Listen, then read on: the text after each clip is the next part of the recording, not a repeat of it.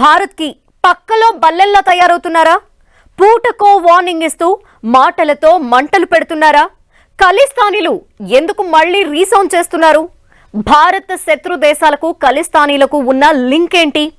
ఖలిస్తానీలకు Canada ఎందుకు support చేస్తోంది?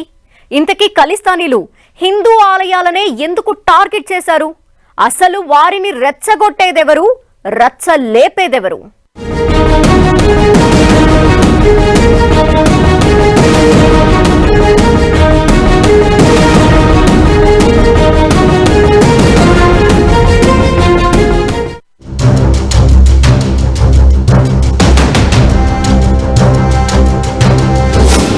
పక్కలో బల్లెంలా ఖలిస్తానీలు, పూట పూటకో వార్నింగ్. ఆలయాలను కూల్చేస్తాం, విమానాలను పేల్చేస్తాం. శత్రు దేశాలతో దోస్తీ, స్వదేశంతో కుస్తీ.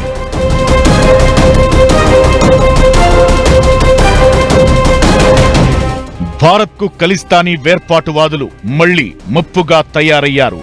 వరుసగా వార్నింగ్లిస్తూ దేశాన్ని టెన్షన్ పెడుతున్నారు.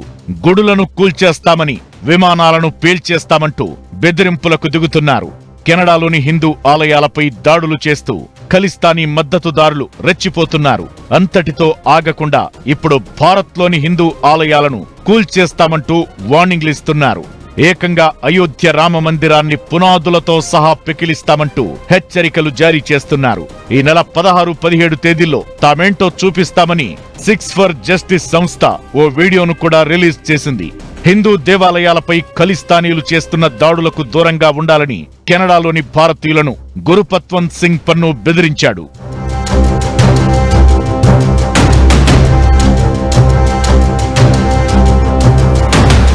ఖలిస్తానీ వేర్పాటువాది గురుపత్వంత్ సింగ్ పన్ను బెదిరింపుతో కెనడాలోని హిందూ దేవాలయంలో నవంబర్ 17న జరగాల్సిన లైఫ్ సర్టిఫికేట్ పంపిణీ కార్యక్రమాన్ని రద్దు చేశారు.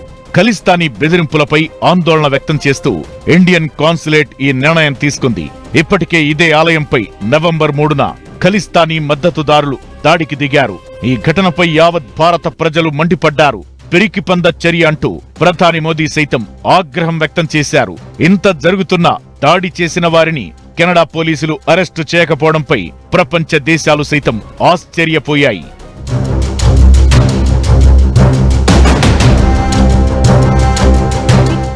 అణచివేతలు మొదలైతే, ఆకలి కేకలు అధికమైతే ఉద్యమాలు పురుడు పోసుకుంటాయి. కానీ ఇక్కడ పరిస్థితులు లేవు. అయినా వేర్పాటువాదం ఊపిరి పోసుకుంది. ఆ ఉద్యమాన్ని భారత్ వ్యతిరేకిస్తుంటే కొన్ని దేశాలు మద్దతిస్తున్నాయి. అసలు ఖలిస్తాన్ ఉద్యమానికి కెనడా ఎందుకు కేంద్రంగా మారింది? భారత్ కెనడా మధ్య సిక్కు వేర్పాటువాదులే చిచ్చు పెట్టారా? భారత ప్రభుత్వానికి ఖలిస్తాన్ ఎందుకంత సీరియస్ అంశంగా మారింది?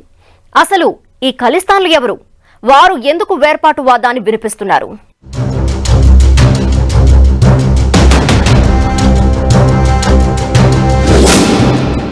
ఖలిస్తాన్ ఉద్యమానికి కెనడా కేంద్రమా?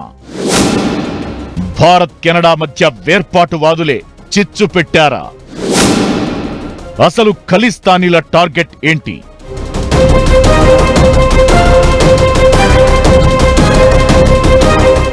ప్రపంచంలోని అతిపెద్ద మతాల్లో సిక్కిజం కూడా ఒకటి.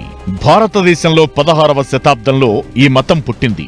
భారత్ 2 దేశాలుగా విడిపోయిన తరువాత పంజాబ్ ప్రాంతంతో పాటు సిక్కులు పాకిస్తాన్లో కూడా ఉన్నారు. ప్రపంచవ్యాప్తంగా 2.5 కోట్ల మంది సిక్కులు ఉన్నారు. ఇందులో ఎక్కువ మంది భారత్లోనే నివసిస్తున్నారు.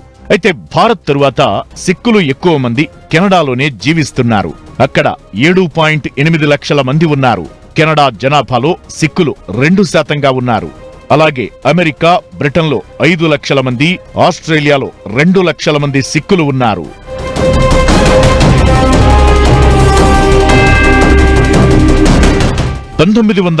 లో సిక్కులకు ప్రత్యేక దేశం కావాలంటూ ఖలిస్తానీ ఉద్యమం ప్రారంభమైంది.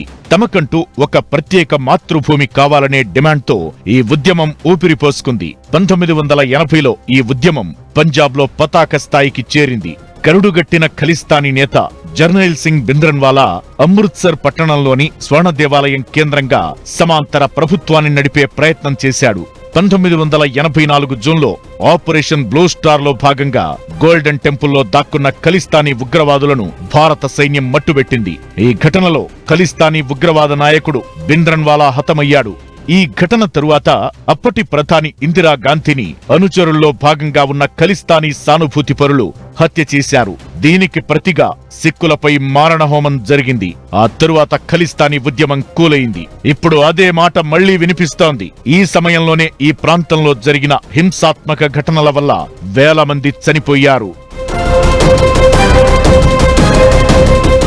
1980లలో జరిగిన హింస తాలూకు గాయాలు ఇంకా మానకపోవడంతో ఖలిస్తాన్ అనే డిమాండ్ను భారత ప్రభుత్వం వ్యతిరేకిస్తోంది. సిక్కులకు ప్రత్యేక దేశం అనే అంశాన్ని దేశంలోని పార్టీలన్నీ వ్యతిరేకిస్తున్నాయి. అందుకే ద్వైపాక్షిక దౌత్య సంబంధాల కోణంలో ఖలిస్తాన్ సమస్యను ఏ ప్రభుత్వము పట్టించుకునే పరిస్థితి లేదు. అయితే ఖలిస్తాన్ వెనుక పాకిస్తాన్ ఐఎస్ఐ హస్తం ఉన్నట్లు గతంలో కేంద్ర నిఘా వర్గాలు గుర్తించాయి. పంజాబ్తో పాటు దేశంలో అశాంతి రేపేందుకు పాక్ ఐఎస్ఐ, ఖలిస్తాన్, ఇతర గ్యాంగ్స్టర్ల మద్దతు తీసుకుంటున్నట్లు ఇంటెలిజెన్స్ వర్గాలు భావించాయి. ఖలిస్తాన్ అనుకూలవాదులకు మద్దతుగా వారికి నిధులు సమకూర్చడం, ఆయుధాలను సరఫరా చేస్తున్నట్లు గుర్తించాయి. పాకిస్తాన్ ఐఎస్ఐ కశ్మీర్లోనూ ఖలిస్తాన్ డెస్క్ ఏర్పాటు చేసింది. కశ్మీర్, పంజాబ్లలో అలజడులు రేపేందుకు దీన్ని ఏర్పాటు చేశారు. ఉగ్రవాద సంస్థల ద్వారా కశ్మీర్కు ఆయుధాలు సరఫరా చేస్తున్నట్లు గుర్తించారు.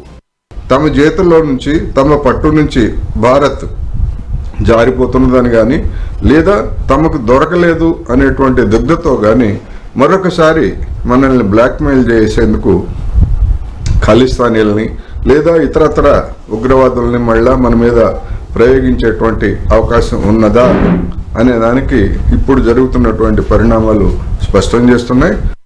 గతేడాది ఎన్ఐఏ జరిపిన దాడుల్లో ఖలిస్తాన్ తీవ్రవాద నెట్వర్క్ బయటపడింది.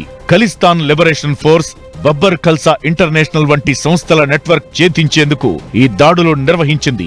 పంజాబ్లో అశాంతిని రగిలించే బాధ్యతను ఖలిస్తాన్ టైగర్ ఫోర్స్ కు అప్పగించినట్టు గుర్తించారు. టార్గెట్ కిల్లింగ్, తీవ్రవాద కార్యకలాపాలను ప్రోత్సహించడమే ఖలిస్తాన్ టైగర్ ఫోర్స్ లక్ష్యమని కేంద్ర నిఘా వర్గాలు తెలిపాయి.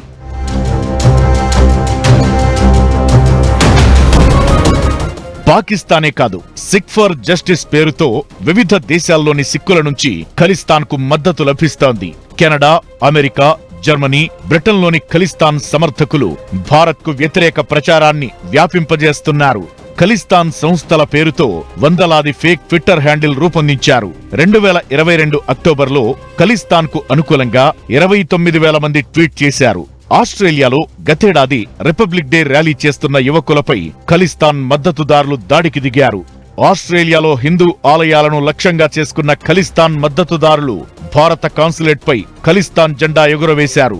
ఇప్పుడు కెనడాలో హిందూ ఆలయాలపై దాడులు చేస్తూ ఖలిస్తాన్ ఉగ్రవాదం మళ్లీ జడలు విప్పుతోంది. ఖలిస్తాన్ కు అనుకూలంగా ఆందోళనలు ఊపందుకోవడం కలవరపెడుతోంది.